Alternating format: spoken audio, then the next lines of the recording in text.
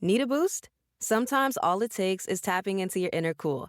Icebreaker's gum helps you unleash the confidence within. Each chew releases a rush of icy flavor powered by cooling flavor crystals, sending a wave of refreshment to reinvigorate all your senses. Icebreaker's convenient pack fits everywhere, from car cup holders to backpack pockets, so you can find your cool wherever you go. Grab Icebreaker's gum online or at a store near you. You know what's really terrifying?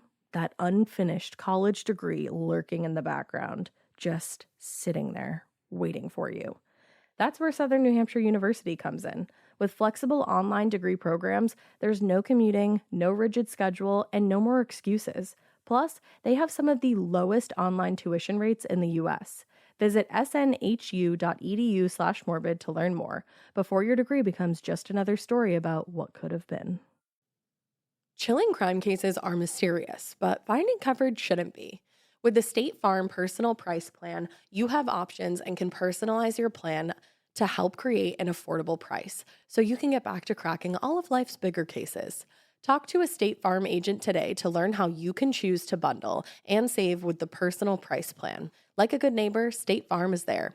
Head to statefarm.com to get a quote. Prices are based on rating plans that vary by state. Coverage options are selected by the customer. Availability, amount of discounts and savings, and eligibility vary by state. Hey, weirdos, I'm Ash. And I'm Alaina. And this is Morbid.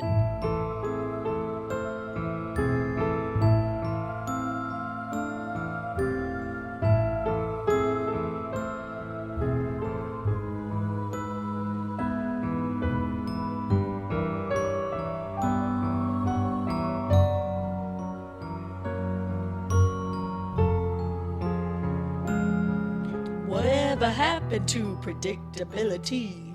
The milkman, the paperboy, the evening TV. You miss your old familiar friends, waiting just around the bend. Everywhere you look, everywhere there's a heart, a hand to hold on to. Everywhere you look, everywhere there's a place of somebody who needs you. Wake up, San Francisco! R.I.P. Bob Saget. Dude, Danny Tanner was my fucking dad. Danny Tanner was everyone's dad. Like, Bob Saget was my dad for a whole ass time. He really was. And what's even sadder is he was people's actual dad. Yeah. And that's really sad. And horrific. In case you're like, what the fuck just happened and what are you talking about? Yeah, if you haven't seen Full House. What have you not heard? Bob Saget was found dead in an Orlando hotel room the other night after a comedy show. He was only 65 years old. I know, and I had come over here the other night when you told me, and I was literally like, no, that's not true. Yeah, and I was like, I'm very sorry. You were like, why would I lie about that? Why would I lie about Bob Saget? It's like really shocking. I mean, is. This is like a lot of people's childhoods, and a lot of people, I mean, especially now, are coming out with these stories of how kind and wonderful and just like attentive and just a nice guy he was, which, like, it's so cool to see now, but I'm also like, I think we need to all start doing this more, because I keep seeing this, like, you see it, obviously Betty White, I feel like it's just like a totally different scenario where, because like, everybody was always telling great exactly, stories because about I her. think that was just like the theme of her life. But in most cases we hear about these wonderful things that people did, or these really nice things, or these nice moments after they die. Yeah. And it's like, can we start sharing, like, in life, like, just being like, hey, I had this awesome experience with this person and they were so cool, instead of like always sharing negative stuff and then keeping the good stuff till after they're already gone and nobody can. Yeah, I saw this like thing the other day, and it was like, we should tell these stories at birthday parties instead of funerals. Exactly, we really should. Right? I feel like that's like a thing we've all fallen into, is we just like only tell the negative shit and only want to share the negative shit. And it's like, especially this year, I just like, with how shitty the end of last year was, I'm just going into this year being like, positivity is key. If everybody, like, you know, if we all just like, it feels better. I can tell so you much that. better. It feels better not to be mad and not to be angry and responding to angry people and all that. It's just like, you know, share good stuff, share what you love, share what you think needs to be shared with the world, and just ignore the rest of them. But when it comes to Bob Saget, it really sounds like he was Danny Tanner, IRL. he's totally known for like the raunchy, like he loved dirty jokes, and, which like, is hilarious to think of Danny Tanner being like telling like a sex joke. Like I remember my best friend Debbie. Hi Debbie. Hi Deb. I know you're listening. Love you. Love you. I remember that he came. I almost said Danny Tanner came. Danny Tanner came essentially. over. Bob Saget went to her college for a show once when we were like freshmen or sophomores. And I remember she went to it, and when she came out of it, she was like, that was the dirt. Like, I was not prepared. Like, you're not prepared when you see Bob Saget coming. And so I just love that he was Danny Tanner in the sense that he was, like, apparently this really great human. Right. And, like, did things for people, would call people when they needed it, was always there to, like, share advice. And, like, lift people up. Excuse me. I think like Randy Rainbow was showing like tweets and stuff between the two of them, or texts between the two of them, where they were like coming up with ideas together, and Bob Saget would just like shoot him an idea for a song. And he was like, at one point he was like, well, I don't know if this is a good idea. My daughters laughed in the car when I told them, so I thought I had to share it. And I was like, that's so wholesome. I just love that. And I think we just need more like positivity going on. I feel like with everything else going on in the world, I feel like it's just so dark and gloomy and shitty all the time. Yeah, we gotta shed light on the good stuff. Let's try to make this year a better year that way. But it's really sad. This one like hit because, you know, I grew up with Full House like that, and I grew up with it like on every week, like waiting for the new ones.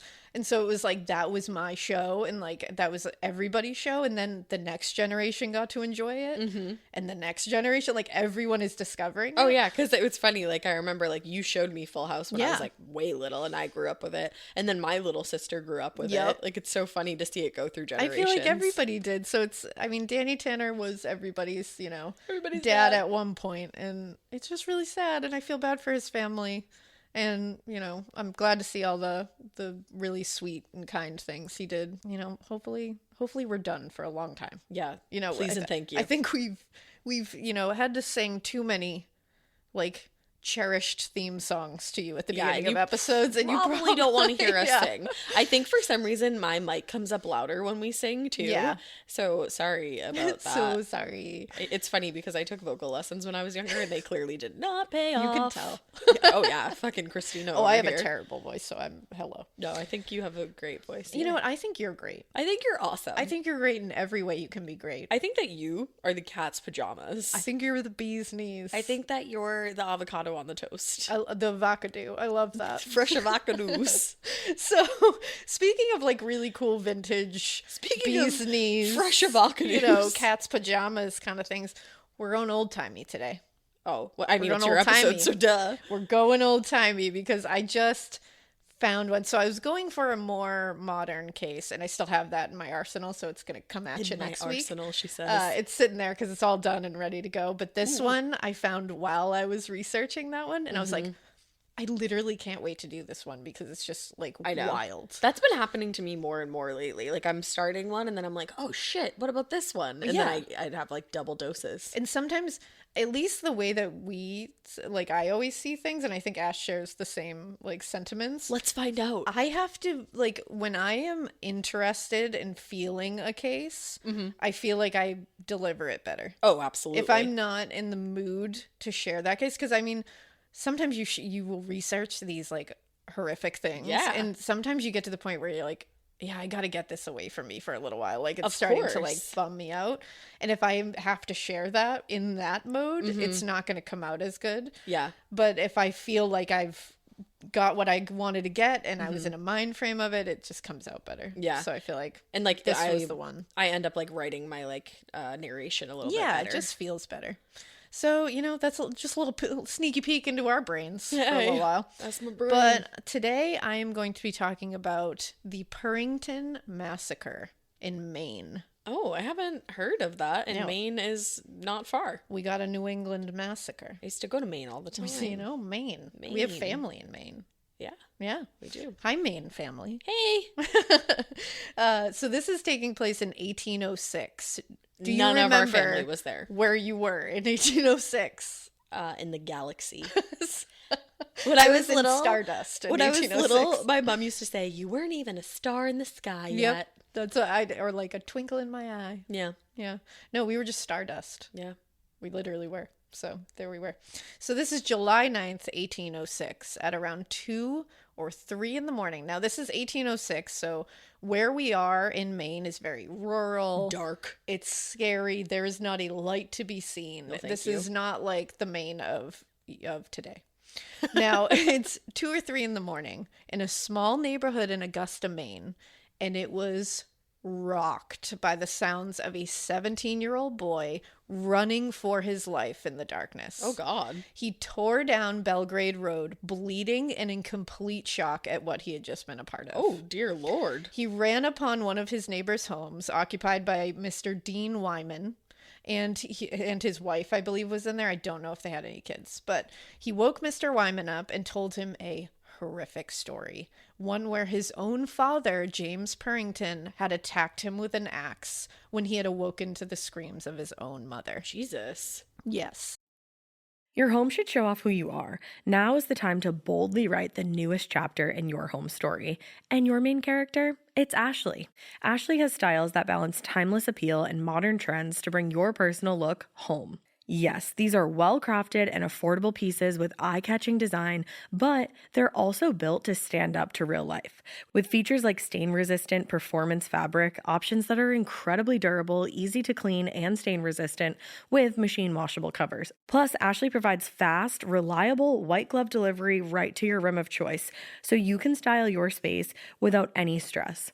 Ashley was nice enough to send us a bunch of new pieces for my pod lab at my house, and when I tell you they deliver it to your room of choice, unfortunately they did have to deliver to the attic, but they could not have been nicer about it.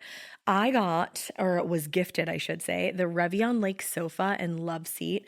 It's in this like olive colored velvety fabric. It's so nice. I will say it is so freaking easy to clean because if you know me, you know that I have a white cat and a black cat and then a multicolored cat. The white cat loves to just roll all up on this furniture and leave his hair everywhere, but it's so easy to vacuum. I also got the Meili coffee table. So I have that, like I said, in my attic, but I'm ready to order another one for my living room because this coffee table is so beautiful. It has this like antique old money vibe to it. I absolutely love it. And then finally, I got 3 actually of the core stone end tables.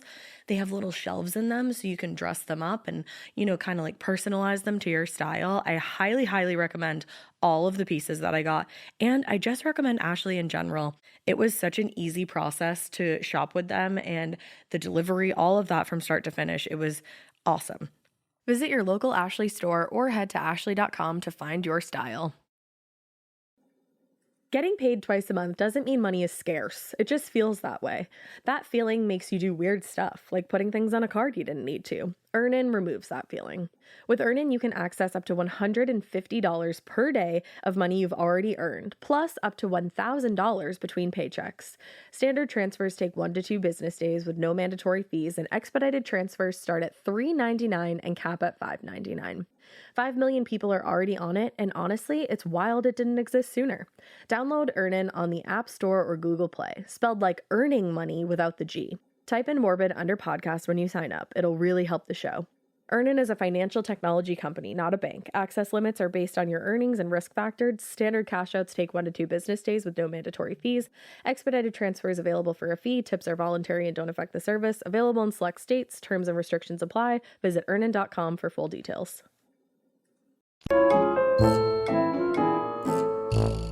So Mr. Wyman at first was like, because remember, it's 1806. This wily 17-year-old is waking you up at 2 or 3 in the morning with crazy tales. Mm-hmm. So Mr. Wyman at first is like, dude, what?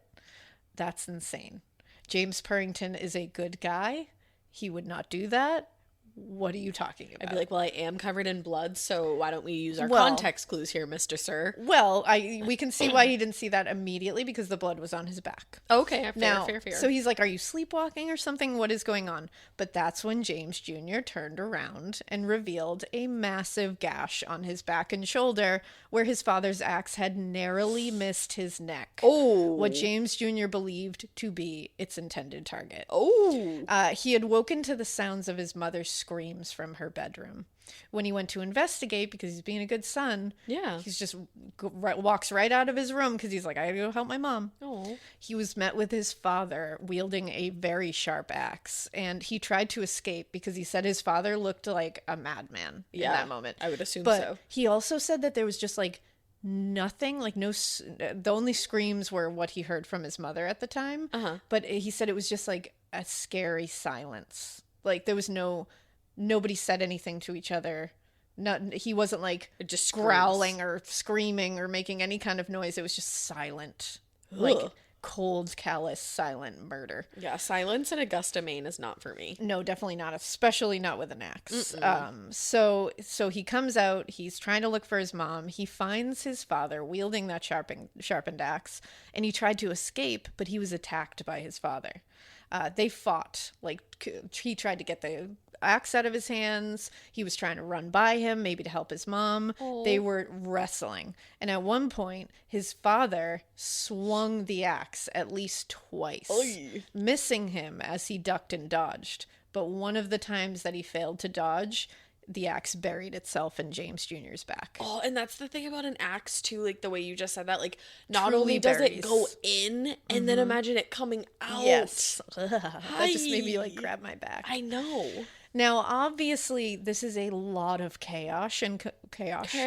There's just a lot of chaos. So much chaos. I don't know why I just said it like that. There's a lot of chaos. A lot of chaos as well. It's chaos and both. Chaos. A lot of chaos, a lot of commotion for 2 or 3 in the morning. So one of James Jr.'s younger brothers had woken up when this happened as well. No, sweet baby. It was his younger brother, Benjamin. And we're going to get into this whole family story. You'll know everybody. Of course. I know. It was his younger brother, Benjamin, who was 12. And he was the one that actually shared a room with James Jr., so he heard him get up and run out the door. Right. So when he saw this scene, he himself ran for the front door, the 12-year-old. He was stopped by the axe. No. And this is when James Jr. had to take that second to flee from the home. Yeah. Because he could see he wasn't going to be able to stop his father. Right. So he was like, I just have to get help to hopefully help save the rest of my family before he gets to them. Right. So that's when he ran down the street to Mr. Wyman's home. Now, after hearing this detail and seeing the wound, Mr. Wyman knew he needed to check the scene out at the Purringtons. He's like, holy shit. Very much so. But also, he's like, it is 2 or 3 in the morning, and you're telling me that this man has just woken up to try to axe murder his entire family. I should probably get some backup. Yes. Because he's like, I don't know if I should just run into this house. Like, love you, kid. Love your family. But, like, I'm going to need help. I like where his head's at. Yeah. Because, yes. So off they went to another neighbor's home, the Ballards. Now, Martha Ballard was a local midwife, and she actually was a diarist, it was called. So she kept very significant diaries, and it's very significant to this case and of the time period. Being a midwife, she was privy to a lot of information, and she wrote it all down. Ooh, we love a town gossip. Yeah. Even when she's like not even gossiping, she's just writing. Exactly. And just a quick little sidetrack into Martha, because she's noteworthy. Martha's great. She recorded the last 27 years of her life. So her diary is so significant to history, which is crazy to think about, that her diary, something she was just keeping, like, your diary might be significant to history someday. I mean, yeah, look at Anne Frank's diary. It's so wild to think about that. It is, because it's such a personal, private thing. And it's supposed to be just this thing that you only see. Right. And then it's like the world sees it. I used to keep diaries all the time when I was younger. Yeah, I used to too when I was younger. Yeah, but I feel like we should do that again. Now, according to Historic Hallowell, this website that I'll link, her diaries included 10,000 entries. Wow. Over a period of 9,965 days. Oh, just that many? Yeah. That's all? Now, between 1785 and 1812, she aided in the births of 816 children. That is a lot of fucking kids. Of those 816 births in this era, where infant and mother death rates were very high. Oh, yeah. She only had 5 mothers die and 20 infants. Wow. 20 but if out of 816. Yeah. And 5 mothers out of 816. So she was an amazing midwife, clearly. I know that number would preferably be 0 at all times. Of course. But truly astonishing for that time period. Yeah, no modern medicine. No modern medicine. Are we all right? Yeah, I don't really know what's happening. Chaos and medicine. But that's a really crazy number. She was wild. Yeah. Now, her diaries were not really paid attention to after she died at first, obviously, because they're just diaries. Because she's just Martha. That was until 1991 when Laurel Thatcher Ulrich published A Midwife's Tale. Any relation The to Life Skeet? of Martha Ballard, based on her diary, 1785 to 1812. Whoa. Now, there's also a film that was made from this book and her life and diaries, and it's called A Midwife's Tale as well. I think I've heard of that. You probably have, because when I saw it, I was like, oh my God, I didn't even know that. Oh, shit. Yeah, so she was actually born in Oxford, Massachusetts, and that's where we got Bailey. So that's a really fun little connection. Yeah, when I saw it, I was like, oh, look at you. You're coming. I swear Bailey's just like, hey, mama. I'm in here. Hey, mama. She was super respected as a midwife, as an herbalist, and a healer. People literally needed her around the area, and her healing abilities and her commitment to her neighbors was very clear in her writings. Yeah. She actually worked with a lot of male physicians at the time, obviously, and she was not afraid to criticize their sometimes callous and aggressive treatment of patients. Good. She would write about rookie doctors and say that they needed to be gentler and they needed to hear their patients' wishes and needs better instead of just steamrolling over them. And she also felt a lot of them were prescribing too many intense medications before trying less invasive solutions, which I'm like, Still wow. happens today. Look at that. Now, apparently at this time period, many women could only read the Bible. Like they were only taught to read the Bible, and that's all they were able to read. But Martha was completely literate enough to read and write quite a bit, and she taught herself. Wow. She also made her own ink and made quills from geese that she kept as pets. I feel like if you continue to tell us all the things that she could do, we're going to be here for like 92 years. Like, Right? what couldn't she do? What couldn't she do? And she eventually became the town mortician and was allowed to attend autopsies, which was unheard of for women, especially at this time. I could only imagine. Now, she was vital to everyone and would offer her services regardless of a family's ability to pay or offer anything in return. She would barter with them even if they had nothing, she was like, all right, you have nothing. I'll still do it. Yeah. But if they didn't have money, she was like, can we barter? Like, she was like, do you have a cow? Can we do anything? You got a cow on you? I don't know. Like, do you have some oil? You know? Yeah, anything. Do you have a quill? And she notably was one of the only midwives in the area to offer her services of midwifery and healing to freed Black families who would otherwise have been left to fend for themselves because racism. Ugh. But she was like, good for fuck her. that. Like, you are my neighbors. That's it. Isn't it sad that that's like a thing? That has to be notable. Yeah, well, that exactly. Yeah, it's like, but like thank goodness. It is, but thank goodness there was some people that were like, ugh. That part I was like, are you kidding me?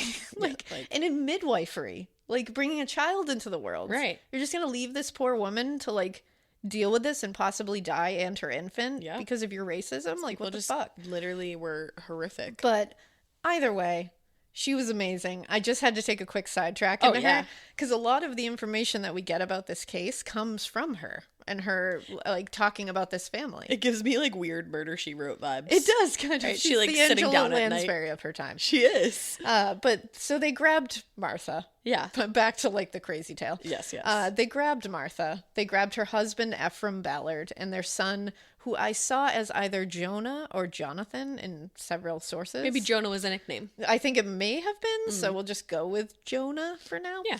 And a couple of other neighbors they grabbed along the way, and they made their way into the Purrington residence. Now, if you are going to look up this case too yourself, because it's from 1806, Good there's luck. not a lot. But also, the last name is spelled in a few different ways, so I just recommend looking all of them up. It's either spelled Purrington, like Purrington, Purrington, so just one R, or Purrington, Purrinton. Oh. So just so you know, there's like several. If you try a few, you'll get different sources for each. Yeah. So they went to the Purrington residence. What they found inside is one of the worst crime scenes in Maine history. Were there any photos? In 1806. Yeah, when were cameras developed? I don't think there was any real. I think the 1806 was when you had to like sit for 16 hours to take one photo, kind of thing. Gotcha. So there's no photos of this. So this is also one of those cases you can get information about stuff from 1806. Yeah. This is just a weird case that like I don't know why, but there's just not a ton. Huh. But I guess I can't imagine if there was photos of this. Yeah. Now, let's take this back to the beginning before we go into this crime scene. Before I explain what was found inside the house, this was 1806, and Maine has not even yet become a state. Oh, shit. So at this time, it was actually still part of Massachusetts. Oh, that's so funny. So technically, this could be a Massachusetts family annihilation case, but Damn, it wasn't. Massachusetts must have been fucking huge. Right? And it wasn't until 1820 that Maine became the place Stephen King would later call home. Yes, I'll be. But in 1805, so the year before this murder, a family moved to Augusta from Bowdoinham, Maine. And the reason we're laughing. Now, the reason I'm laughing is because I knew how to say that, Bowdoinham, Maine. Bowdoinham, Maine? I'm not really sure. You were like, I knew how to say it. I don't anymore. I don't know how to. I've completely lost it. I think I've heard it too many times in different ways. But while I was looking but not this way. While I was looking it up, I just happened to find this pronunciation guide, and I feel like you all need to be part of this with me. You very much do. Because it's pretty... Maine, a great place to visit. Maine. So... A great place to visit. Bowdoinham, Maine. Oh my so God. that's your new, what is it, city anthem, I suppose. Your new place to visit. Town anthem. But, Bowdoinham. I also saw Boydenham, Maine, so I assume it's Boydenham. I'm going to go with Boydenham, but... Oh, stop saying it now. Boydenham. Boydenham. No. So we're going to go with Boydenham because I believe that's what I heard the first time, but I had to share that crazy thing with you. That was the funniest. So sorry, we just laughed for like 10 minutes about that. So yeah, like I said, in 1805, a new family moved into Augusta from Boydenham. Damn it, Boydenham. Oh, Boydenham, Maine. So the robot took your soul. It did. So the Purringtons were a big brood. They were a big brood. They consisted of Captain James Purrington and his wife Elizabeth, known as Betsy Purrington. They brought along with them their 8 children: Polly, who was 19, James Jr., 17, Martha, aged 15, Benjamin was 12, Anna was 10, Nathaniel was 8, Nathan was 6, and Louisa was 18 months. Oh. They originally had 12 children, but 4 of them had died very early in infancy, which again, very common, So unfortunately. sad. But doesn't take away the fact that it was clearly a very tragic event. Now, Captain Purrington was born in Bowdenham, Maine. Took me a second. It's that thing threw me off, so I keep thinking that's how you say it. Maybe it is. Bowdenham, Maine, in 1760. He was actually voted as head of the militia in Bowdenham by his neighbors, so that's why he earned the rank of captain. Oh, that doesn't seem like it was such a great idea looking back. No, probably not. So he recently came into some money when they were moving. His father, who was the first constable of Bowdenham, had died recently, and he had inherited a ton of money from this. Mm-hmm. So being a man who was known to want to do everything he could to provide a wonderful life for his family, he used that money to purchase farmland in the Ballard neighborhood of Augusta. Now, this farm didn't have a home on it. The property was just farmland, but he was going to build one. And he actually had bought this farmland in 1803, so a couple years earlier, but he took some time between then and when they officially moved in 1805 to actually build the home himself. And he would literally stay in a tent on the property while building the home. He was dedicated. Now, he was. He built a strong home, and with the aid of neighbors and new friends, they turned the farm into a working farm with land ready to grow crops and raise cattle and shit. You know what you do on a farm. Moo, you know? So the Purringtons were one of 6. Okay, let's be honest. I feel like when we were all like really first starting our periods, we all had that moment where we bled through our jeans or something like that, and it always happened at school or at a sleepover somewhere really embarrassing. Periods always come with enough surprises, right? So nobody wants a pad that stinks. And honestly, women have been expected to just deal with that for way too long. That's why Kotex is changing the game with a completely redesigned lineup of pads and liners like Kotex BioCare. Kotex BioCare is the first and only pad with the pH proactive system that helps optimize the pad's pH. And the pad helps combat odor and irritants from period blood. Listen, we take care of our faces with 12-step routines, but we're just going to ignore our downstairs mix-up? Absolutely not. Kotex BioCare gets it, and I love that. Check out Kotex.com for more details on the new launch of Kotex BioCare, available in regular, heavy, overnight, and daily liners. Every flow covered. Now available at retailers nationwide. The Sherwin-Williams summer sale is here. Get 30% off select paints and stains or 35% off their newest product, Emerald Symmetry, July 17th through the 27th. Whether you're looking to refresh your interior or your exterior, they've got the colors to bring your vision to life. And with delivery, getting everything to your door is easier than ever. Shop online or visit your neighborhood Sherwin-Williams store. Retail sales only. Some exclusions apply. See store for details. Delivery available on qualifying orders. Homes in the neighborhood. It was a very small, tight-knit community. Yeah. Every neighbor said he was a little moody at times, but not like angry. He wasn't like mean, just moody in the sense that he would be super nice and, you know, super sweet one moment and then very sad and depressed the next. Okay. So the more you read about this case, the more it becomes very clear that he has undiagnosed mental illness, for sure. Obviously, at the time, every mental illness was undiagnosed. Exactly, unfortunately. But when you look at it through fresh eyes now, you're like, damn, if only they could have gotten help, given him a little help.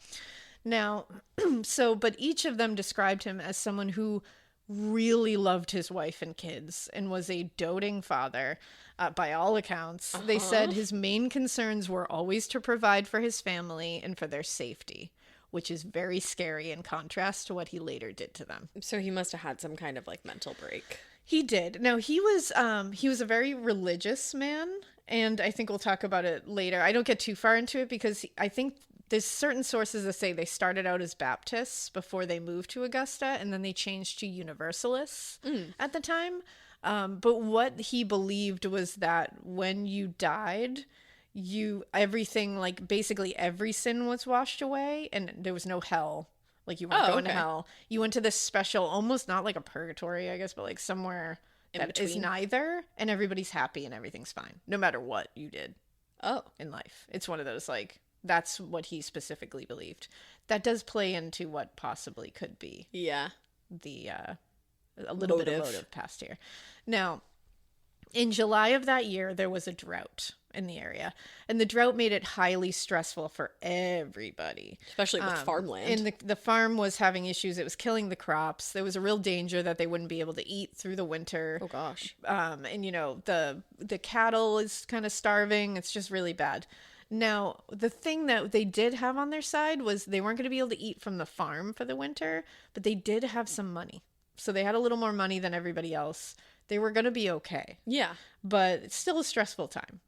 And they really, you know, they did rely on this farm. Other people relied on this farm. Like, they sold. It's a lot of stress. You know, it's a lot. And, you know, James Purrington had moved his family there to provide for them and to seemingly give them a good life. Right. Now this unexpected weather shitfest is threatening to take that all away. And it's weather shitfest. You know, he's thinking he's going to be branded a failure. Like, I didn't do my job. Oh, gosh. Now, he wasn't handling that well. No. His moods were a little more erratic. He was starting to have a few more episodes of being down, you know, just being kind of distant, but he was holding it together as best as he could. Mm-hmm. So Sunday, July 6th was when the family started to notice that maybe these erratic moods were not so much a passing byproduct of the drought and the stress, but maybe something a little more worrisome. That day, Betsy, the mother, and the oldest daughter, Polly, were at church, and the rest of the children were home with James Sr. Now, Martha, the 15-year-old daughter, just happened to walk by her father's bedroom, and she saw him, like, hunched over his desk, writing something. And she could see he was writing a letter. So she was just curious. You know, she's probably bored as fuck being, like, 1806 in Massachusetts, Maine. So she must have been fucking bored as hell. Yeah. So she's like, what are you doing? I have nothing else to do. Can you just tell me what your letter is? Yeah. So she asked him, you know, what are you writing? Mm-hmm. And he seemed a little flustered and went to great lengths to hide the letter and told her nothing. Okay. And she was like, well, that was You should have said, like, something. Because, like, obviously something. Literally anything else except nothing. He then asked her, he said, can you go get the butcher's knife for me? It needs sharpening. No. And she was like, okay. And it's like seemingly for no fucking reason, but she's like, we're all bored. What you just gonna sharpen the knives? What the fuck else are we gonna do? Right. Like, nothing's on TV. I can't. Nothing's Here's the on knife. TV. So she wandered back to his room, gives him the knife. He's sharpening it. I guess he sharpened it for a long time. That's Took not his even good for time. your knife. Which, like, everybody, this is common shit. It's not like we're like, what, you're sharpening a knife? Like, they had to. Yeah. But for a long time is weird. Yeah. So then she kind of wanders by his room again, and she looks in, and she sees him standing in front of a mirror, and he had the knife in his hand. And he brought it up to his throat, and without touching his skin, he mimed several times, dragging it across his own neck. What the fuck? And he wasn't saying anything. He's just looking in that old dusty mirror, just pretending to drag a sharpened knife across his neck. So creepy. So she was frightened by this. I feel like they could already make this a movie. Right? And she said, what are you doing? And I guess in every thing says, like, Detta, what are you doing? Oh. Which I was like, oh. And he was, like, startled, and he said nothing again. You don't want to startle somebody with a knife really close don't. to their neck, Martha. You don't want to be like, psst. You'd be like, excuse me, Father. Okay. Now, Martha was not having this bullshit. She was like, clearly that was not nothing. I want to know what was in that letter. Like, shit is going down. She's 15. I'm worried about She's you. on it. She knows. Hell yeah. So when Mom Betsy and Polly returned, she told them everything she had witnessed, including the fact that he was definitely writing a strange letter and was hiding it from her. So they're like, what? And then she further explains the whole miming, dragging a knife across his throat. And they're like, okay, now we're very concerned. Yeah. And imagine hearing that about your husband. Yeah, you'd be like, and I just left you at home with all my 6 kids? Yeah, well, like, yeah, that's what you were doing while Like, you were supposed to be damn. watching the 6 kids, and I'm at fucking church, and Yeah. you're doing that? Like, sir, what? I'm like, what? There's an 18-month-old in the house. You should be busy. Yeah. So they're concerned at this point. So they search, once he had left for the day just to like get some stuff done, they searched the home and they ended up finding that letter. Okay. Now the letter was to his brother. His brother's name was Hezekiah. And it said, "Dear brother, these lines is to let you know that I'm going on a long journey, and I would have you sell what I have and put it out to interest, and put out my boys to trades or send them to sea. I cannot see the distress of my family. God only knows my distress. I would have you put Nathaniel to Uncle Purrington to a tanner's trade. I want James to go to school until sufficient to attend to a store. Benjamin to a blacksmith's trade or to whatever you think is best. But be sure to give them learning, if it takes all. Divide what is left, for I am no more." Oh, that's so sad. Now that was clearly a suicide note. Yes. It's like hard to interpret that as anything else. And you put it along with him miming, cutting his own throat. It doesn't look great. Right. So when Betsy found this, she lost it. So she immediately confronted him with it and was like, "Oh my God, you were about to kill yourself." Right. Like, that's what this says. And she was literally sobbing, completely unable to comprehend that he may be planning to leave her, their kids, and hurt himself. Yeah. And he was very startled by this and didn't really know how to react. But when he composed himself, he said he was not suicidal. He said, I'm just nervous about the future of the family. And he said, I had this horrible nightmare that included my own untimely death. Oh. And he said he was just looking to make sure that everything was buttoned up.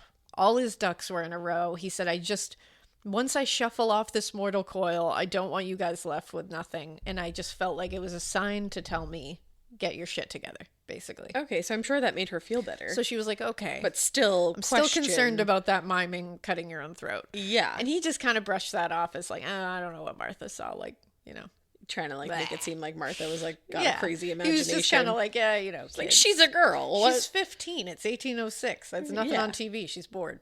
So Nothing on TV. No, the next day things were strange though, and James Sr. was definitely distant. And that evening, his daughter Martha said later. Just a little spoiler alert. Martha I was going to say later. She recalled seeing him in bed reading his Bible before they put out the lights. Now, this is all going to bring us to the early morning hours of July 9th, 1806. Yes. When 2 or 3 a.m., James Purrington Jr., frightened and bleeding, gathered his neighbors to the scene of his family's mass murder. Yeah. So the Ballard family, the Wymans, and another neighbor ran to the Purrington house, and it was pitch black and still. Because remember, it's just no lights. It's like Velisca. It reminded me of Velisca. It really did. No sounds are coming from inside the house, which is not good. No, thank you. Not a good thing. And no one could see even an inch in front of their faces. Now, when they went in, they only had one candle to light their way.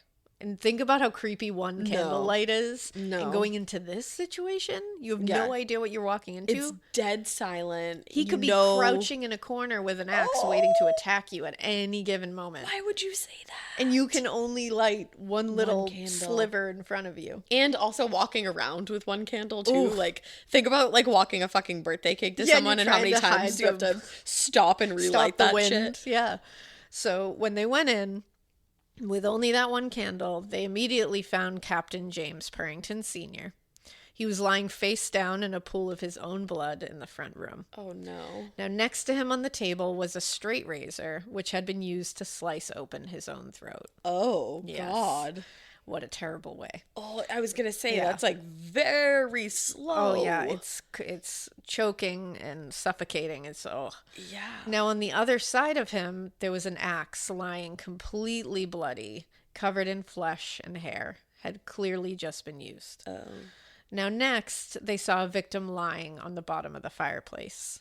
This victim was 12-year-old Benjamin, who had run out of the room he shared with James Jr. and had been struck down by his father while trying to escape the house. He had stumbled backwards after the first blow from his father's axe, and he had tried to steady himself on the fireplace. So there was a bloody handprint, a bloody child's handprint on the top of the fireplace. So ominous and so chilling. Yes. They also found his pants beneath him, like under his arm. Oh, and they think he had grabbed his pants to try to throw on as he ran out of the house, and he just fell on top of them. I was literally just going to say, like... But, like, what a sad little... And just, like, to think of him, like, oh, shit, I gotta get out of here. Yeah. Now, the mother and wife, Betsy, was in bed, likely the first killed. She was nearly decapitated by an axe blow. Wow. She was pregnant. She was pregnant? Yep, she was pregnant, largely pregnant. So he knew that she was... Oh, wow. Now, on the floor next to her was Anna, who was only 10 years old, and had run into that room to try to help her mother, but was murdered by her father with an axe as well. Like a little baby 10-year-old being like, I'm gonna go help mom. Like, I'm gonna save her. I don't know what I'm about to run into, but that's my mom. That's exactly what it was. She heard her mother screaming. She heard a commotion, and she just ran into her parents' room to help. Wow. Without even a thought. And that says so much about... I feel like it says so much about this family. It really does, and it makes it even sadder. Especially because, what was the oldest son's name? James. Yep. James, yeah. James ran to help, and so did Benjamin. Like, they all ran as soon as they heard commotion. Of course, and it's like, it makes it even worse. And like, what a little hero that she ran in there with no concern for her own safety just to help her mom. Like, it killed me. What a haunting scene to stumble upon. A largely pregnant woman and her little baby 10-year-old lying dead next to her. Exactly. God. Like, I can't imagine. And everybody else, yeah, on I'm top assuming. of everything else.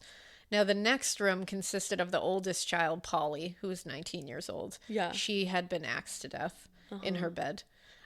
Martha, 15 years old, was still alive. Okay, I had a feeling. Yep, that's why she's able to tell the tales. Now, she had been hit 3 times with an axe, but had rolled away on her side and pretended to be dead. Oh, smart girl. Yes. Her head was resting on another one of her dead siblings, 18-month-old Louisa. Oh, God. Yeah. And so when they found her, was she like... on 18-month-old Louisa. Like, basically unconscious? She was unconscious. Well, she was in and out of consciousness, I should say. They also found the family Bible open to a specific page and sitting on James's desk. Now, remember, Martha had recalled later that she remembers him reading it in bed that night. Right. The passage said, it was from the book of Ezekiel, and it reads... He cried also into mine ears with a loud voice, saying, Cause them that they have charge over the city to draw near, even every man with his destroying weapon in his hand. Let not your eye spare, neither have ye pity. Slay utterly old and young, both maids and little children and women, but come not near any man upon whom is the mark.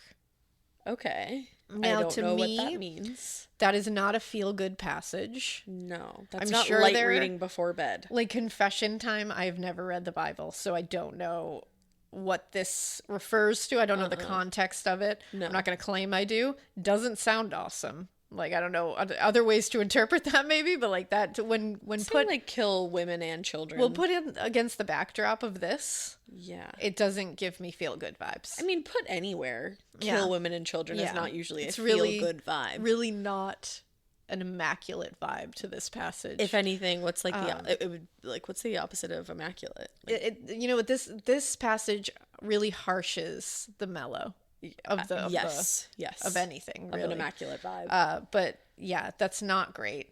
I also remember that slay utterly statement. That is from Villisca too. Someone used that in Villisca, and of course I can't remember it now. I'm gonna try to go back and see. Actually, you know what? But you know what, guys? Stay here real quick. Just stay with me. Don't go anywhere. All right, I'm back. And you know what? I don't know why this didn't ring a bell until right now while I'm saying it out loud. I was like, slay utterly. Well, sometimes saying things out loud, like it does ring a bell. And it was in the middle of that Bible passage, so I think it just didn't ring as like connected to anything else. Sure. But it was in Villisca. The one of the, and go listen to those are crazy.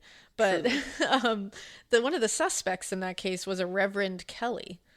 And he was a real character, let me tell you. Yeah. And he had confessed, actually, but, you know, like, there's all kinds of controversy. But again, listen to the episode. And when he confessed, he said that God told him, he said he was standing outside of the Villisca house, and he said that he was hearing God speak to him, and God told him to go in there and slay utterly. Oh. So that is from that passage. I wonder if he had like read the Bible and that's then wild. Like later on, like stuck with him. Yeah, and I mean he was a reverend, so he definitely read the Bible. Yeah, I'm like, I wonder if he was reading the Bible. Yeah, well, and who knows if he had read it right before? Right, like you don't know. Right, but like how weird that slay utterly is mentioned in the Villisca axe murders and another axe murder. Yeah, that's like a lot. Like that's weird. I feel like we should put that on the banned books list. Yeah, but like the banned Bible passage list. Yeah, like that specific passage. Don't read this because things are not great coming out of it. Like cue it next to Catcher in the Rye. Yeah, it's just no good. It's a good book. But yeah, that's weird. That's a weird connection. Yeah. I'm glad we all just went through that together. What a journey we all just took. I appreciate it. Yeah, that was an interesting journey to make. Thanks for hanging in there while I went and looked that up real quick to make sure I wasn't hallucinating. So, from reports I saw, people speculated that the real goal in this whole thing was definitely to remove the heads from the bodies. Because they said it was very brutal and they were all hit in the head and neck.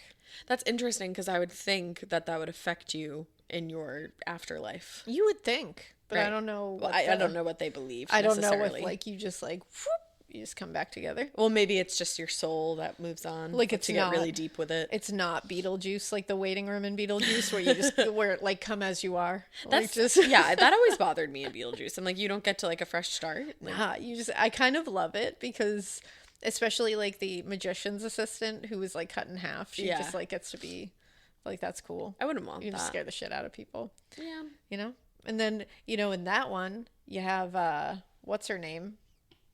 Shit. What? Oh no! Everybody's gonna yell at me. That's not her name. The social worker. Oh fuck! Oh no! Everyone's yelling. I can feel you. I can feel you, and I get it. I would be hold on. Okay, too. I'm gonna look it up while you while you freak out. Oh shit! But she has the slice in her throat where like the smoke is coming out. I love that. Yeah. That's a crazy movie and I love it. Juno. Juno. I almost said Jonah because there's Jonah in here. Juno. Thank you. Okay, we're all okay. Whew. But yeah, so there's that. Again. So I don't know what his thought process was with that whole thing. But neighbors and the coroner's report also show that the oldest children fought back hard. I'm sure. Like Polly, Martha, Benjamin, Anna, they all really fought back, and as a result they were dealt a lot more blows than the rest of them. There was clearly a fight that happened. Now, a man named Peter Eades, who was a Boston newspaper reporter, who was also very well known at the time, he said that Martha, who was, one of only two, including James Jr., who survived, he said that she was able to tell people what had happened, at least partially, because she was very wounded. So we're not getting... We're getting whatever she can give us. At the time, she didn't even know it was her dad that had come in the room. She was so out of it. Oh, that's sad. Now, well, actually, I guess that's not. I know. I guess it's probably a little better.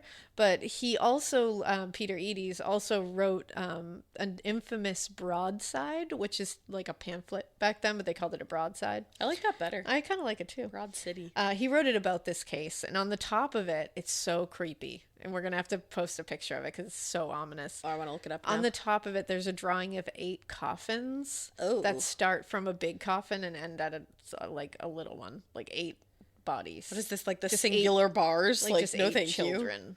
Just children, a wife and 8 children. Oh, God. Yeah. Did they add one for the baby? Do you know? Yeah, because technically there was 8 children, but only 6 of them were killed because Martha and James survived. And 7, 8 would be the parents as well. Oh, wow.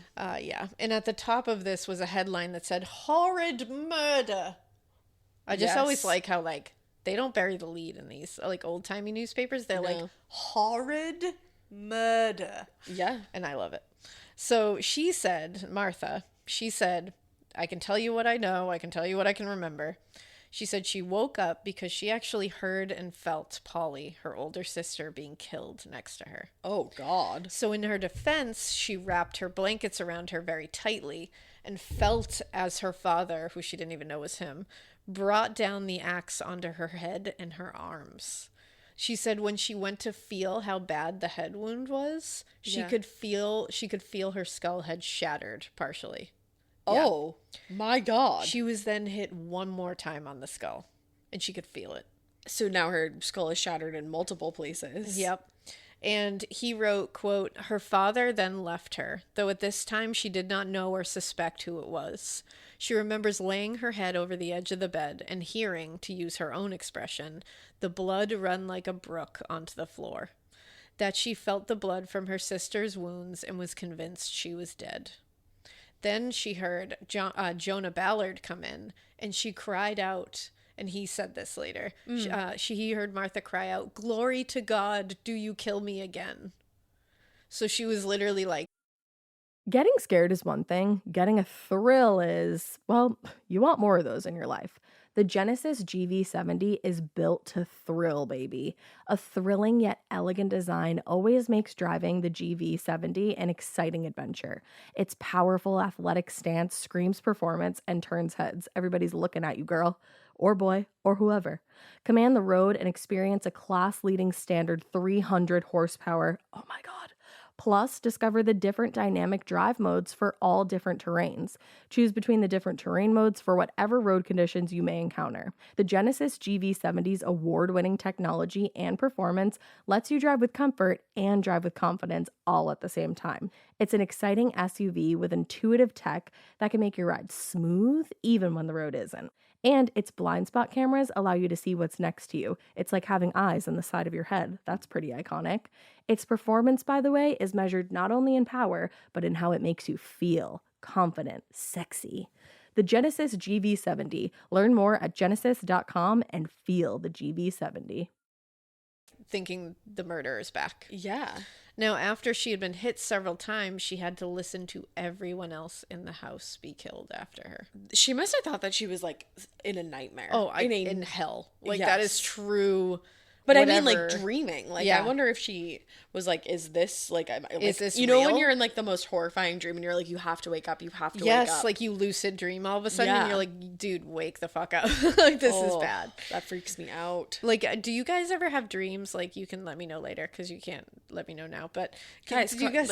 I can't hear you. Do you guys ever have dreams where if you lucid dream for a second? But I always have dreams where someone's chasing me and they have a knife or something, and in my dream I always am oh, I don't want to be stabbed. Yeah. Like you wake yourself up. Like I literally say like, oh, that sounds terrible. Yeah. I gotta wake up. And like if I can't wake up right away, I'm like, oh no, I don't want to deal with this. Like, Yeah. no. Like I'll just like be like, like start yelling. You know what's weird is I used to have those more when I was younger, but now I will know that I'm dreaming, but I can't Oh really? get out of it anymore. It's like my superpower is gone. lucid dream Yeah.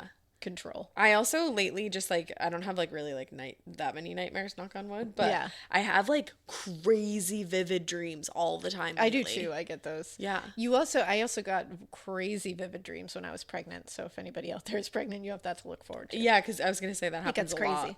But yeah, my only recurring dream, like nightmare that I have all the fucking time, several times a week, is I watch a plane crash. You have that several times. I knew several you had times that. a week. I didn't know you had that several times All the a week. time. I cannot get away from this dream. That's weird. And I'm not on the plane. I'm just watching it crash into my yard or in front of me. That sounds like a premonition that I don't want you to have. I hope it's not a premonition. I don't want to watch a plane crash because it's a terrifying experience. Yeah. Because I feel very helpless and very terrified. Remember when that happened? It happened, like in a place near us actually, like long time ago. Yeah. But yeah, that's a little detour. Maybe that's like maybe your brain remembers, like, because you know how your body remembers things. I don't know. I think I had them before then. Oh. Yeah, but. And dreams. Yes, crazy dreams, man.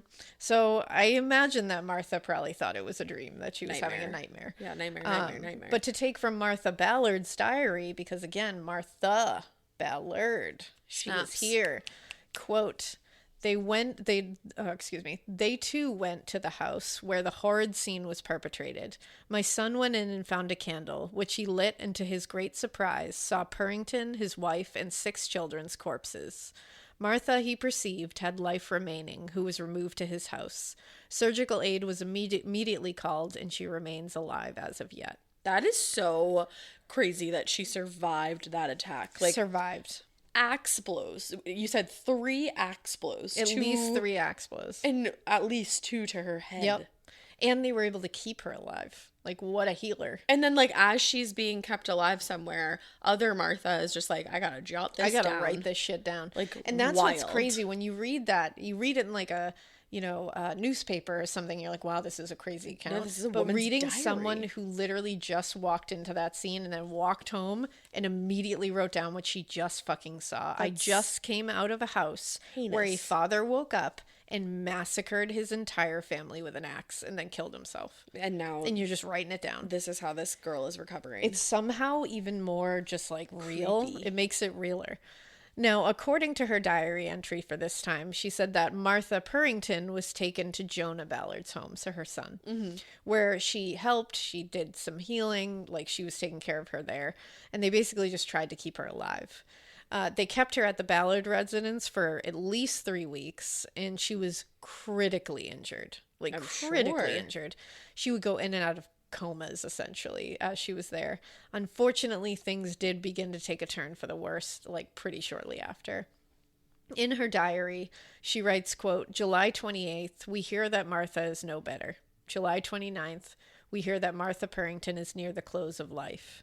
July 30th, Martha Purrington expired at 3 hour this morning, July 31st. Ooh, how creepy, too, that it was like around the same time that this all started. Yes, at 3 in the morning. It's like the witching hour. Now, more Martha Ballard diary about this whole thing, because it's fascinating. Yeah. She said, quote, my husband went and returned before sunrise when, after taking a little food, he and I went on to the house there to behold the most shocking scene that was ever seen in this part of the world. May an infinitely good God grant that we may all take suitable notice of this horrid deed, learn wisdom therefrom. The corpses were removed to his barn, where they were washed and laid out side by side. A horrid spectacle which many hundred persons came to behold. I was there till near midnight, when son Jonah conducted me to his house and gave me refreshment.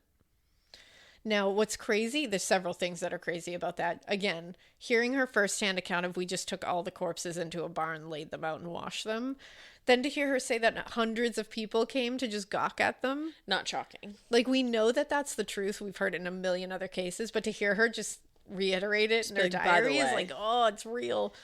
And then also, I like that she is like, you know what? I hope everybody who takes a note of this fucking horrible thing that happened learns some fucking wisdom from it. Yeah. Like, she literally wrote, like, I hope you learn. I mean, like, you would hope if that you're hearing this, that, you're reading this, you hear about this thing, you better take something from it. Also, and I'm like, yeah, Martha. The thought of washing nearly decapitated bodies, And like an 18-month-old, is so bleak. in a barn while people just walk by and like gawk at them. In a home where they were just murdered. Yeah. It's really wild. So they just laid out these bodies that were horrifically mutilated in the barn, and people just came by to look at them because that's what happened back then, man. Yeah, it's just the way it was. And it would happen, honestly, now, I believe, if we hadn't evolved somewhat as a society. I feel like people are so curious about that shit. Think about, like, people, like, you know, when you're passing a car accident on the highway and all of a sudden traffic is, like, dead stopped, and then it just starts back up when you go Everybody past. does the rubbernecking. It's fucked. People are wild. But it's, like, it's morbid curiosity. It is. We are fascinated. Which is a great podcast, I think. It's true. And we are fascinated by what happens after death. It's something we can't, nobody can come back and tell us exactly, you know, or maybe they do, but they're not sharing it. And so, like, we want to look for ourselves, even though we don't want to look. It's like kind of one of those things where it's like you want to know what you're in for. Yeah. And you want to see the worst of humanity. Yeah. Like, thinking that a father can do that to his entire family, you're going to stop and look and be like, holy shit. Yeah, I mean, think about the movies that people consume. Yeah, just to behold. Right. Like, the worst thing that you can possibly behold. Yeah, it's fucked. I mean, it's like Rotten.com. We've mentioned that before. We all were, you know, like my age group. We definitely, I'm sure, stumbled upon that. But it's that kind of thing. You're looking at stuff because you're scared of it. Yeah, basically. absolutely. Now, people are crazy, but James Sr. was not laid alongside his family in the barn. I'm sure. He was actually laid on the porch alongside his murder weapon, which people could also look at as well.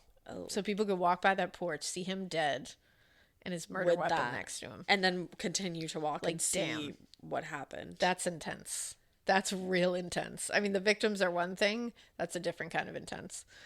Now, coffins were made out of wood immediately, and according to Martha's diary, quote, the coffins were brought and the corpses carried in a wagon and deposited in the Augusta Meeting House. Oh. Because meeting houses at the time were everything. Like, if you, in the Salem witch trials, if you go really deep into it, I mean, meeting houses were taverns, meeting houses were restaurants, they were town halls, they were courtrooms, they were temporary jails sometimes, they were everything. So meeting house, sure. Why not a mortuary as well? Makes me think of like Gilmore Girls with like Taylor holding court. Yeah, you just think of that like wherever the town meeting happens in that barn. It's just like, we can also make that a temporary morgue. Yeah. If we need to. No, thank you. So the next day there was a massive funeral for the family, and there was a huge procession, and people hand carried the coffins through town. Friends and neighbors actually took pride to walk them through the streets because they were like a well-loved family. Right. But James Sr.'s casket was in a cart to make sure to distinguish him as the murderer and not part of his family's procession. Mm-hmm. No one wanted to carry his. No, I couldn't imagine why. The family, minus James Sr., was buried inside of Mount Vernon Cemetery. I almost said vermin like the rat. That's not good. Mount Vernon Cemetery, which was not to known, be confused. Yeah, not to be confused with vermin. It was known as Burnt Hill Burying Ground, and sometimes it's now called Mount Hope or Burnt Hill Cemetery. I was gonna say I've heard Mount Hope. Yeah, so that's where the family is buried. Oh shit. Now, in 2006, Augusta Historic Preservation Commission got some archaeologists together, and they found the unmarked graves of the family. That's crazy. Because they were placed in just a little mass grave together. Yeah. And then nothing was put. Like, no marker, nothing. They knew that that's where they were, but they didn't know where. It's a big cemetery. When you said to look up, like, the, what do they call it? The broad... the broadside. I looked that up, and then I saw that they had a new thing made. Yeah, and they placed this big stone marker to indicate where they are now. And on it says, sacred to the memory of Betsy Purrington, mother, and her children, Polly, Benjamin, Anna, Nathaniel, Nathan, Louisa, and Margaret, Martha, who were the victims of the Purrington tragedy. On July 9th, 1806, they were murdered by their husband and father, Captain James Purrington, on their farm on the Old Belgrade Road. Also seriously wounded and survived was eldest son James. After a solemn funeral at the South Paris Church, the victims were buried in an unmarked mass grave. This monument memorializes this sad episode in Augusta history and their recently discovered burial place. Wow. It's amazing that they were able to find them. I'm so glad. Right. I wonder how much, like, went into that. You know, I know. Obviously so much, but do you know what I mean? Like, I would wonder love to what see went into it. I would love to see the process of finding them. Like, what kind of, did they use like ground radar or anything like that? What did they use? But they used archaeologists, so they did like a full dig, which is really fascinating. Yeah.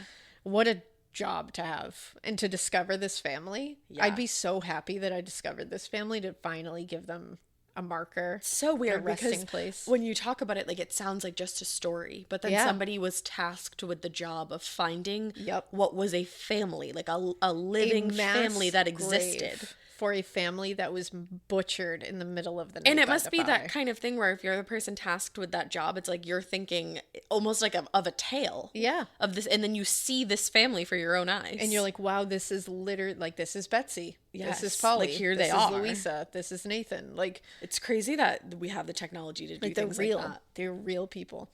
Now, in case you're wondering, James Sr. was not in that unmarked grave. He was not allowed to be buried alongside his family. He was buried actually under a road outside of the cemetery at the intersection of Winthrop and High Street.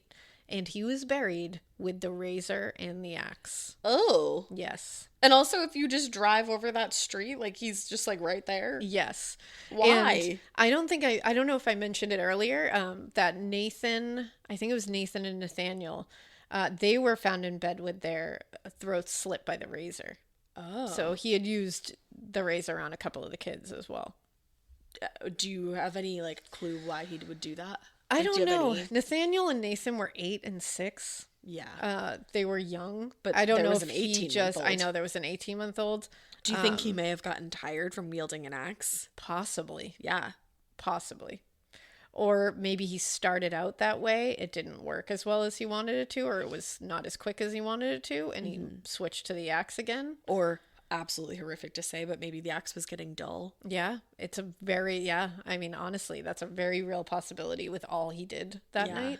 It's interesting, though. He used both. So. Well, and maybe in his mind, like, think of him sharpening the knife before. It's like maybe in his mind, Yeah. he wanted it to be quick. Exactly. Yeah. And that's a very real possibility. And I mean, there were people who questioned whether there was a second person involved here because there was 2 murder weapons. Huh. But I think it just happened that razor was another weapon in the house, because it's not like it's a weapon that was brought into the house. Right. That razor was something they used to shave and shit. Like, it's not a weird thing to have. And he used it on his own throat. And, like, who would he get into contact? Like, who would this, like, man get into contact with who's a murderous person? That's the thing. There's nothing to go alongside that. Like, there's no reason that he would get someone else to do this. It's the same as Valiska. It's kind of like, you can think of any way to think about it, but it's definitely, he did it. Yeah. That's for sure. Right. So we mentioned also that, or excuse me, the fact that he's outside of the cemetery too is interesting, because I'm sure it is partially because he murdered his entire family and they should not be resting together. Right. But also, I think it might have a religious kind of connotation to it, because he did kill himself and he did commit murder. And those are 2 big no-nos in most religions. Yep. So I think it could have been, especially back then, like the notion of suicide was looked at so differently. Absolutely. That I think he was probably cast out because he wasn't allowed to be in the hallowed ground of a cemetery, you know? I wonder, like, for people that share his beliefs, not in murdering his family, but in the afterlife, I wonder if he would have ended up with them. Yeah. And like, that's if this was all for naught. because in his belief, he would. Right. So I wonder if because there was several religions at the time in the area. So I wonder if different religions looked at it differently, and how that, I haven't looked into all of them. So. Or, I mean, like, even him being buried separately. Yeah, exactly. Yeah. Like, if they thought by burying him separately that would change. They wouldn't end up together. Or if he thought that, or if he even had that notion that could happen. Right. Like, did he ever think maybe they'll put me outside the walls and I won't be with them? I feel like he must have probably known that was going to be something that would happen. Yeah, I don't know. It's there's a lot that's just like, what? Yeah, there is. But so this we is a very wild. It's a wild tale. So we mentioned earlier that Betsy was pregnant. Was James Sr. thinking, I'm not going to be able to provide for this extra child in this drought when we're already struggling, when things are not looking great, and I already have all this stress? Like, was that part of it on top of everything else? You know, like, did that play a factor guilty in it? for bringing more life And that he couldn't take care of? And he's thinking, like, I'll be with this child too. Right. Like, we'll just, everything, they won't have to face whatever is out here. We'll just be together later. Or he was very clearly mentally ill. That is... Yeah. I don't know how anybody could read the case and not see that there obviously is undiagnosed mental illness here. Right. Obviously, all mental illness was undiagnosed at that time. There was nothing they were really going to do. It's kind of like, you know, the whole medical, that meme that you see where it's like old-timey doctors were just like, oh, you have ghost in your blood. Let's do some cocaine about it. Like, I knew you were going to say that. And it's like, I feel like that's all they would be able to do for him. No, absolutely. So I think he was definitely struggling with mental illness. Yeah, I think completely agree. I'm sure the situation outside of him with the farm and financial stuff and, you know, the drought, everything going on was probably not helping. Right. It was probably triggering it. Mm-hmm. And I don't know. He seemed like he had these depressive moods. Yeah. But he also was, everybody said, he was a doting father. He loved his family. And there's also the religious stuff. He, like that other thing said, he was known to kind of like switch religious beliefs a lot. Like he would go to different religions a lot, which is fine. Like experience religions if you want to. Like that's what you should do. But he would really cling to the ideas and then switch to another one and cling to another one. And this new one, this universalist idea that he had was that, you know, he would be purified no matter what in death, and that he would be with his family in death.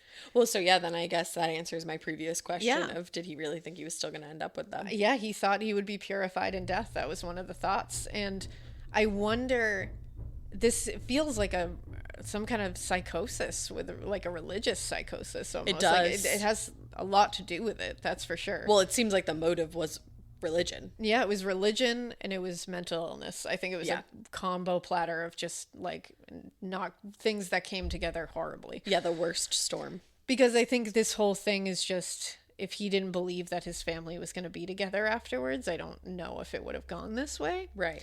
Well, because it seems like he would have he was planning to kill himself. Yeah. That seemed to be what was happening here. And he had plans for his children. He wanted it, but when he saw how everyone reacted, when he was the one who was possibly going to not be there anymore, he switched gears and he said, well, we're all going to be together anyways. Exactly. I'll be purified, so I'll be with them. Right. Which it's like, oh my God, what a dangerous, like, just a dangerous mashup of things. And like, oh man. It's a lot. So it's so avoidable now. And back then they couldn't do anything about it. Right. But Peter Eady's, that reporter from Boston, actually said, quote, he was obstinately tenacious of his opinion, and it was very difficult to convince him that he was in error. This is talking about James Sr. Mm-hmm.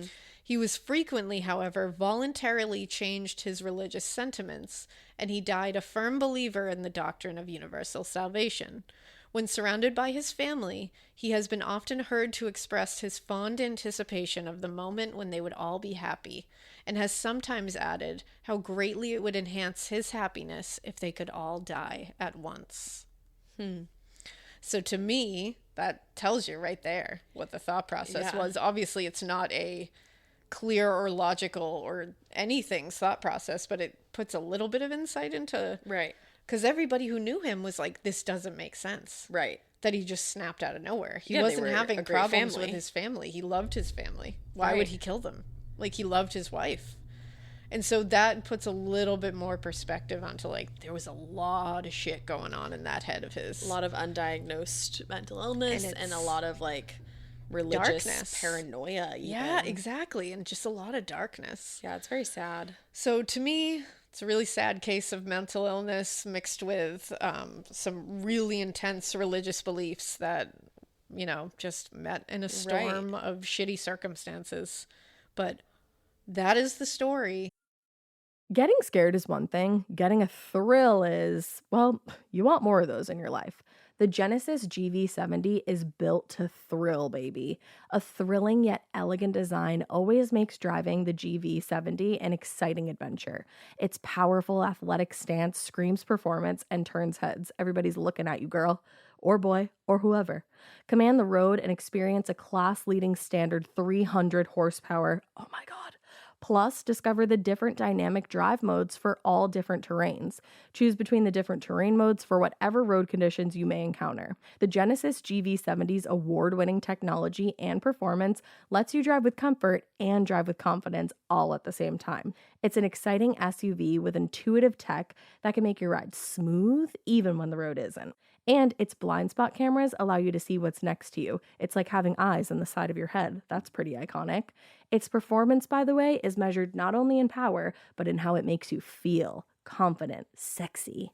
The Genesis GV70. Learn more at genesis.com and feel the GV70. Of the Purrington Massacre. It certainly was. It certainly was. Wow. So we hope you keep listening after that. And we hope you keep it weird. But not so weird that you think that you can murder your whole family and end up in eternal paradise, because it just doesn't seem like a good idea at all. It doesn't. It's bad for everybody involved. Thank you. And you'll end up on the outside of the cemetery. Yeah, you don't want that.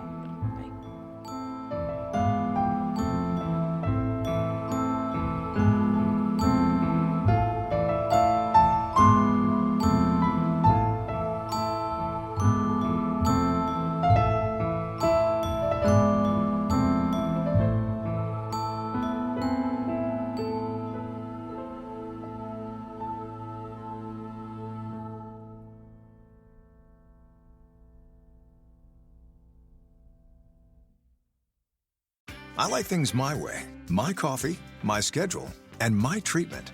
So I talked to my doctor about self-injecting with the Vyvgart Hytrulo pre-filled syringe, which contains efgartigimod alpha and hyaluronidase QVFC. It's injected under your skin, subcutaneously. It means I can inject in my space, on my time. It's my treatment, my way. Visit VyvgartMyWay.com. That's VYVGART myway.com. And talk to your doctor about Vyvgart Hytrulo. Brought to you by Argenix. OmniWatch protects way more than just your passwords and logins. We protect what matters most. You, your family, and the life you live online. From scam alerts to dark web monitoring, OmniWatch has you covered around the clock. Real experts are just a call away. And with plans up to $4 million in identity theft insurance, you get total peace of mind.